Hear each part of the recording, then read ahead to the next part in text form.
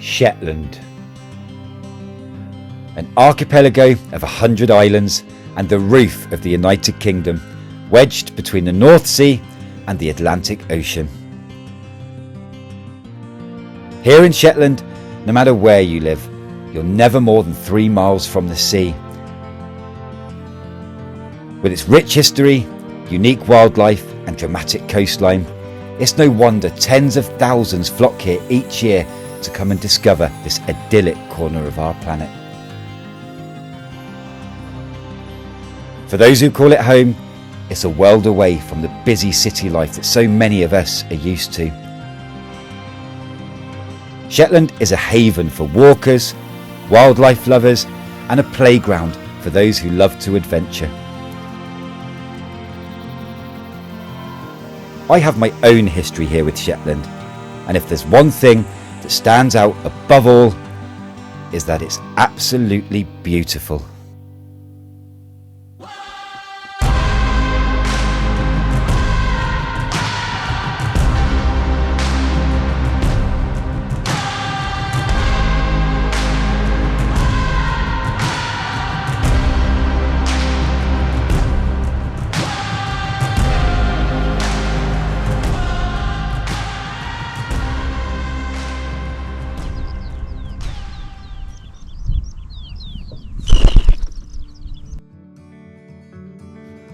Back in 2019, I arrived on Shetland whilst on a mammoth journey to walk the entire UK coastline. I've been walking for 2 years by this point.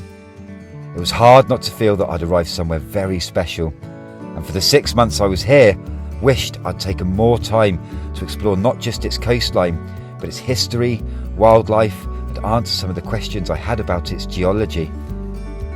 And that's why I've returned, and this time around with my fiancée Kate and my son Magnus.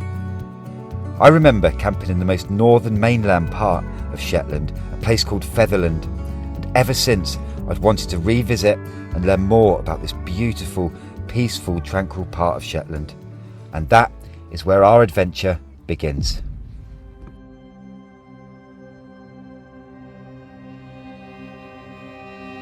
Fetherland is a place that when I come here, if only for a few hours, makes me feel distant from the modern world that we live in. And for thousands of years our ancestors inhabited this beautiful green patch of land. And these old stone walls tell a very different story from what it is today. Throughout history, Shetland's identity has been shaped by the sea. Fishing wasn't just an industry here, it was a way of life. It was how they survived. In the 17 and 1800s, Fetherland was a hive of activity, the busiest half or deep sea fishing station in all of Shetland. From here, fishermen set out on perilous deep sea expeditions, spending 2 to 3 days at sea, completely exposed to the elements, risking everything every time they left shore. Some never came back. But the hardest thing about life here wasn't just being out at sea, it was the system these men were trapped in. The fishermen didn't own their own boats, which meant they had to rent them from the lairds, local landowners, and that came with strings attached. For one, the men weren't allowed to sell their fish to anyone else but the lairds, who never paid a fair price for the catch. And secondly, to make matters worse, they were forced to buy all their supplies, all their food, salt and equipment from the laird's shop at completely unreasonable prices. Now this created a system of debt bondage, whereby men and their families were trapped and tied into this way of life. And it meant that many families were stuck in a cycle of poverty and hardship here for generations. There are even stories of widows being forced to pay for boats lost in storms, even after that meant just having lost their husbands and any ability to earn a living. It was an incredibly harsh way of life. At its peak, up to 400 men lived and worked here, and it wasn't until the late 1800s when reforms were finally brought in to protect these men and their families, and it meant that they could finally look forward to a brighter and fairer way of life.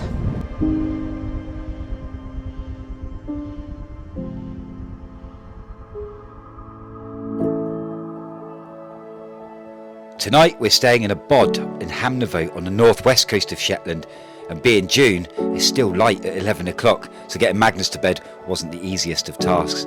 But he's finally gone down and Kate's decided to join him. So I've taken the opportunity to get a fire on and read more about where we're staying tonight. Of all of the fires that I've had in my lifetime, and believe me, there's been a fair few, a good old peat fire tops all of them. I just love the smell and the heat. It really does bring back a lot of memories. One of my favourite things about walking the UK coastline, certainly up here in the Scottish section, on mainland Scotland and the islands, was coming across a good old Scottish bothy, or as a bod, as they call them up here in Shetland. And it's really, really rare to come across a bothy or a bod where you get to find out so much of the history about it. And where I am at the moment is a bod called Johnny Notion's bod. And he, to Shetlanders, has been for the last 300 years a local hero. John Williamson, or Johnny Notion as he's known now, got his nickname from his ideas and his notions. But his name lasted through the ages because of his groundbreaking work on a disease that we now know as smallpox. Using peat smoke, Johnny discovered that if you dry smallpox matter, mixed it with camphor as a preservative, and buried it for 7 to 8 years, it weakened the disease. And patients no longer suffered the side effects of previous ideas, such as blindness and often death. His discovery was never a cure, but more of a shield to protect against the disease. As a result, he had saved the lives of so many, and it wasn't until 1980 we finally discovered the cure for smallpox. But Johnny Notion will always be part of that history, and he'd done it all from here. And from the mid-1770s, Johnny Notion would walk around Shetland inoculating hundreds and hundreds of people, and it's said that none of his patients have died. Now you think, between then and now, how many hundreds of thousands of people owe their existence to this wonderful man. I believe the word hero gets thrown around too loosely this day and age, but Johnny Notion definitely earned that title. What struck me about Shetland more than anywhere else that I've been in the UK is how raw and untouched the relics of the past are here. From Iron Age brocks, Viking longhouses, chambered cairns and even 4,000-year-old farm walls. No matter where you go here, the past shapes its landscapes. It's just there, untouched and exactly how it was. Folk stories, the dialect and even the music all adds to the mystery and the charm of these islands' history. And the best part is there's enough space and peace to just take yourself back in time, let your mind wander and imagine as you please.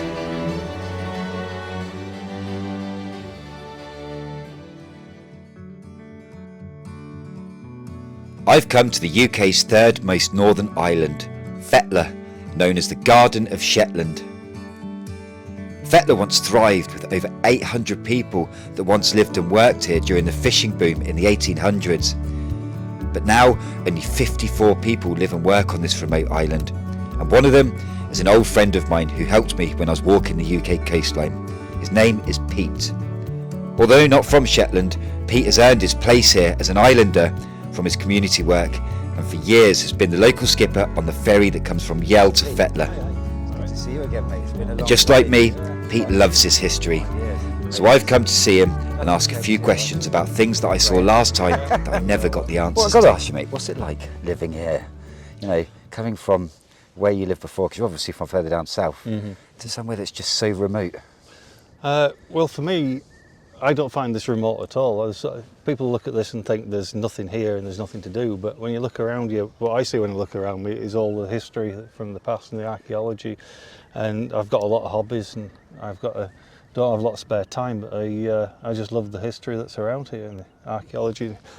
And you know, a lot of the things that you can see, there's ancient kirks on the top there, and then there's a Neolithic graveyard, and there's standing stones, and then there's Giant's grave across the back, which is a Viking Just longship incredible. grave, well, a boat burial. But, and as we go around, there's the Broch, and there's another Broch here, and there's Viking longhouse. Oh, I can and, see it, yeah. yeah. When you say Giant's grave, Obviously, I'm wondering what on earth you're on about, and I'm sure anyone who's watching is wondering what on earth you're on about. A giant's grave, what does that mean? Well, the legend had it here that it was a Viking that was washed ashore and blown here by the winds, and as he came into the shore, he died of starvation basically, but not before he'd managed to give the local residents a mead where he'd caught a muckle auloch on the way in, and but nevertheless he died. But his last wish was to be buried where he could see Norway. I could spend a lifetime off the beaten track here in Shetland, discovering more about its history. And the further you look, the more you find.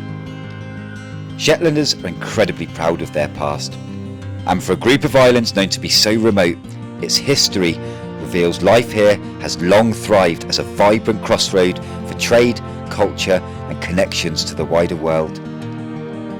Shetland's story is still visible today, and not just in its landmarks you can visit, but in its dialect, in its deep-rooted traditions and in its people. It's why I'll always keep coming back.